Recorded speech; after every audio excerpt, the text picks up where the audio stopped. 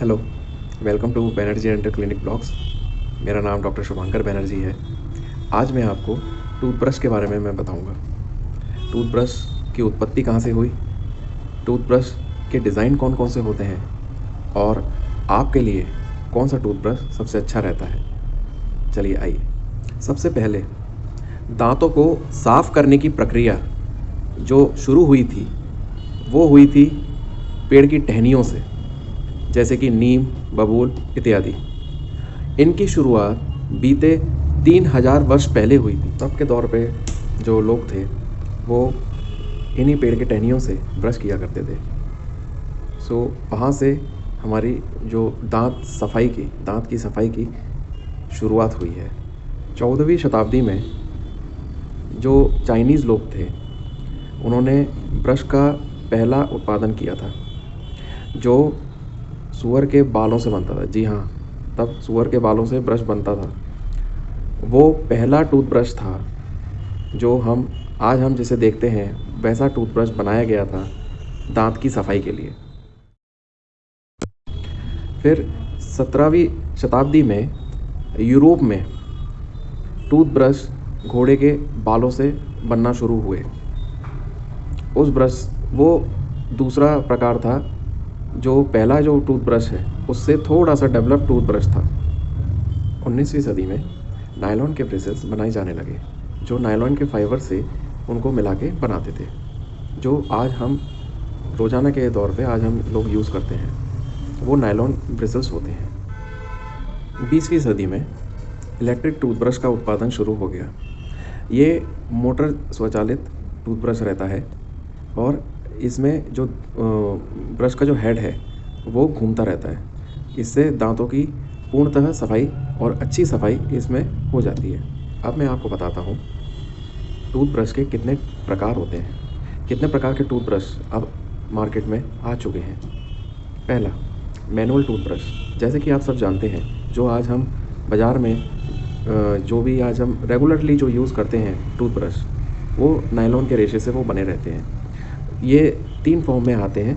एक रहता है सॉफ्ट, एक रहता है मीडियम और एक रहता है हार्ड। इन्हीं टूथब्रश को अपने दांतों की कंडीशन के हिसाब से इनको इस्तेमाल करना चाहिए। Number 2, electric toothbrush. Electric toothbrush जैसे कि मैंने आपको बताया था, इस ब्रश के अंदर एक मोटर लगी रहती है और ब्रश का सिरा गोल गोल घूमता रहता है, जिससे दांतों की एक अच्छी सफाई और पॉलिश हो जाती है। दांतों के बीच के जो फंसा हुआ जो प्लाक, टार्टर, स्टेन्स, इन सब निकालने में ये ब्रश हमारी मदद करता है। इस ब्रश का जो टाइम ड्यूरेशन मैकेनिकल ब्रशिंग से थोड़ा सा ज़्यादा रहता है, पर सफाई बहुत अच्छी होती है। Number 3, sonic toothbrush. ये हाई फ्रिक्वेंसी साउंड वेव्स, जो आवाज़ की तरंगे हैं, ये दांतों पर डालती हैं, जिसकी वजह से जो दांत में चिपके हुए जो स्टेन्स, प्लाक और जो भी खाद्य पदार्थ जो भी चिपका हुआ रहता है वो सब झड़ के निकल आता है। ये बहुत ही इफ़ेक्टिव तरीका है दांत की सफाई करने का। इसमें टाइम सेंसर, प्रेशर सेंसर, ये सब लगा हुआ होता है। Number 4, disposable toothbrush.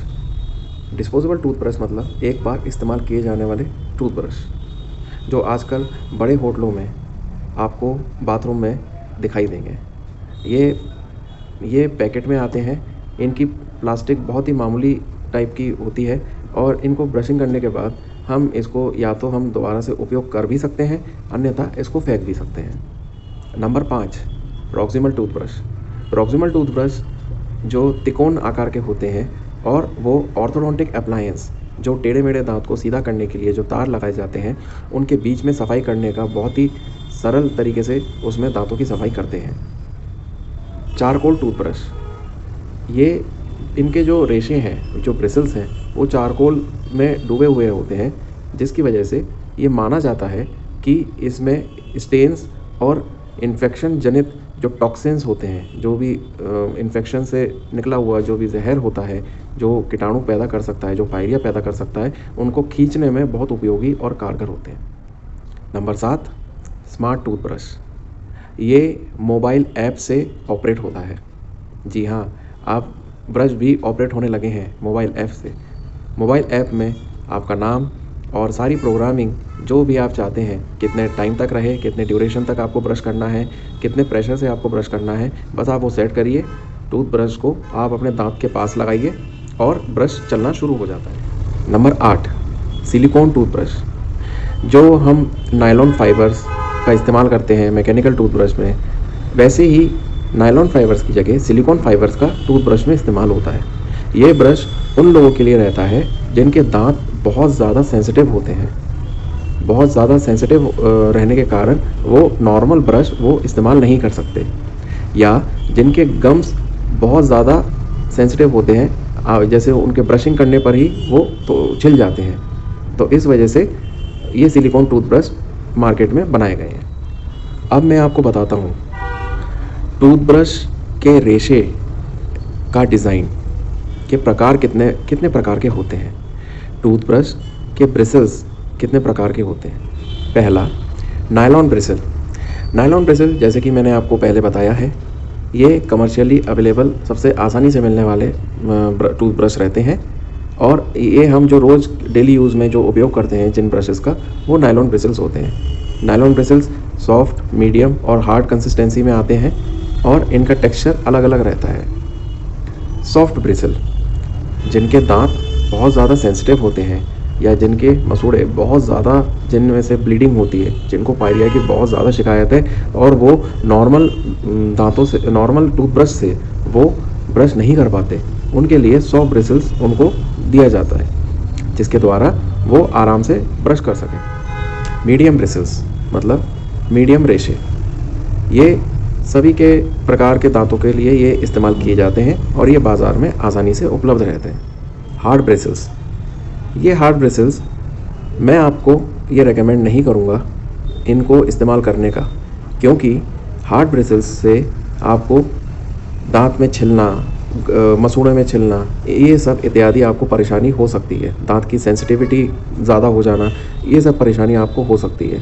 अगर आप हार्ड ब्रिसल्स टूथब्रश का इस्तेमाल करते हैं, या तो आप इसे चेंज कर दें, अन्यथा आप ब्रशिंग टेक्निक को आप बदलें और कम से कम दबाव के साथ ब्रश करें।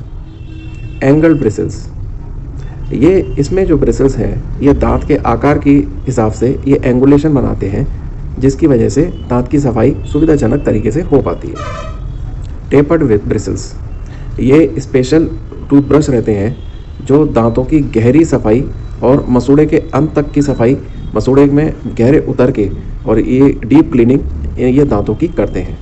Last point, charcoal induce bristles.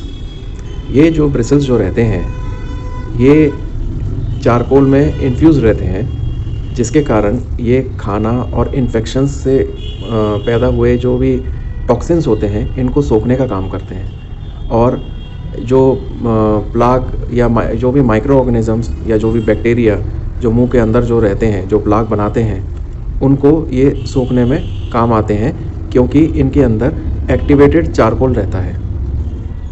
So I hope आपको मेरा टॉपिक आज अच्छा लगा होगा। Please like, share and subscribe करें, जितना हो सके शेयर करें, क्योंकि ज्ञान बांटने से और बढ़ता है। This is doctor Shubhankar Banerjee signing off.